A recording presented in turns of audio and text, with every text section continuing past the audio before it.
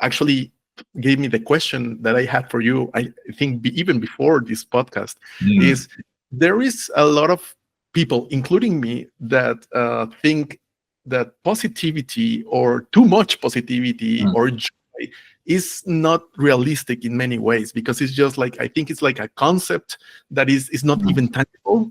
And it's like, yeah, it's like, I can be happy, but maybe you can help me understand or grasp better that that concept.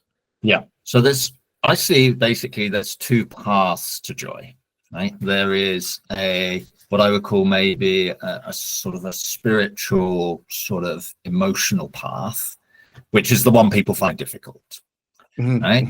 And then science also tells you there's a very practical path to joy, right? Which we call the recipe for joy, which means ultimately you need to understand what are the building blocks that can even get you towards joy, right?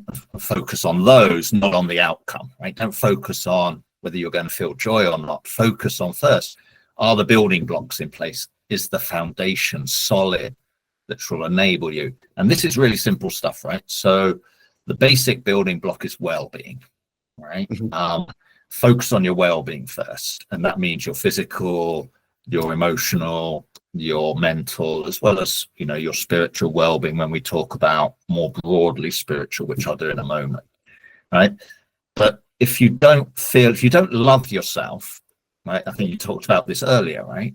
Your path to joy is very hard, right? So, well, let's see what we can do to actually start to find ways to love ourselves. What practices can we do where we can actually stand in front of that mirror one morning, give ourselves that hug, and just say, I love you. Right? And it might be hard the first day, right? It might be hard the month, right? And then start looking at your body and say, well, okay, which bits don't I like? Fine. But let's focus on the bits I do like, right? I really do like my eyes or whatever, right? That's what you see now. So you start seeing your physical self that you actually like. So that well-being, and then to work on your sleep, your diet, these really practical things, your exercise, are you, getting enough steps in? Are you doing breathing exercises? There's so many. And now technology is wonderful because there are so many YouTube videos, so much knowledge out there. Nobody has an excuse. Well, I don't know how to do breathing practices anymore. I don't know how to, do laughing yoga. Just go on the YouTube. There's more than 1 million videos on laughing Buddhas, right? And just get out there and let yourself go and laugh. And so all of these little practices you can do to build your well-being is foundational. Now, what we found with the research we did is that it's hard for some people, as you say, to make changes in their lives. Right? Again, humans, you talked about lazy. I think our brains are just designed because they have so many decisions to make. True. And every decision is basically a yes/no decision for the brain, right? It's a 0-1 decision. And so, even if you looked at it from a marketing perspective, and we talked about that when we used to work in that field, is that, an average person could see 6,000 brands a day, right? And so there's no way the brain can process actively that amount of information. So it has to make shortcuts.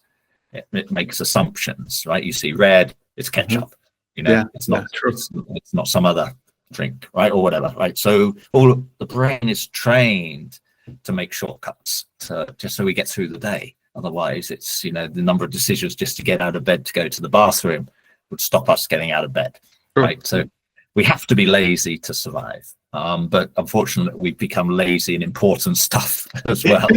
But give yourself a break. Give yourself a break, forgiveness, and say, okay, yesterday I didn't do particularly well, but you know what? Today is a new day. Literally every day we can start with a blank piece of paper. Literally, we can rewrite the script of our lives every day. And I think when you wake up, have that thought, right? I forgive myself for anything I did yesterday or the day before, but today I can start a new life if I want to. Right? Would it be correct to say, I mean, maybe not 100%, but would it be close enough to say that aiming for joy and happiness in one's life is, first of all, not having or not having negative emotions, or know how to deal with them, so at least you are in a peace state. Would that be fair? Yeah, I wouldn't say that. Yeah, I mean, negative emotions are cool, right? I mean, I like to feel angry sometimes. I like to feel that fire. I like to feel sadness. If I watch a good movie, I can feel sad. A friend, something happens to them. I want to feel compassion. I want to feel empathy towards that person. So I wouldn't talk about emotions in a negative sense. Holding on to them, as I mentioned, is negative. That's a good point. Understanding to regulate the emotions, right, and to stop them transitioning into more negative behaviors. That's what we try and do, especially with the children, to try and make them learn, for example, if they're frustrated with something, how they transition away from frustration to anger to actually then hitting your sister, right? Which is, some of the process the little kids go through. But you can actually train them to actually, at the frustration point, to recognize that and start making different choices, which lead them to deal with the frustration, to let it go. And then they don't even need to go to the things. And adults can do the same. But if I can bring you back to the challenge with the well-being thing, that the research found it's not easy alone to make changes. So the next powerful joy ingredient is belonging, right? You have that sense of belonging, and that can be friends, family, broader community, online, offline, doesn't matter.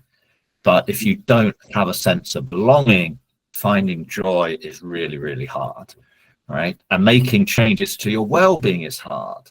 So, which is why we also get a joy buddy, find somebody who also wants to make certain changes and go for a walk together. It's probably easier to do that than go for a walk alone. If or decide to try new food, try it together rather than alone. It can help you get through these little setbacks that you'll have when you have a companion or more cheering you on. So we built this Year of Joy community as a place where people can come in en masse and support each other as they go through these changes of saying, yes, I want to live more joyfully, but God, life's hard. And somebody says, yeah, I know, my mother also, got ill last month. And then they have a little coffee together, either virtual or real, and they talk about it. And all of a sudden you realize you're not alone. Humans. Yeah, that's very powerful. Very powerful.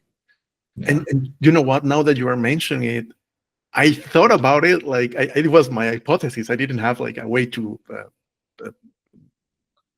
make it for sure, let's say, to confirm it. But I thought about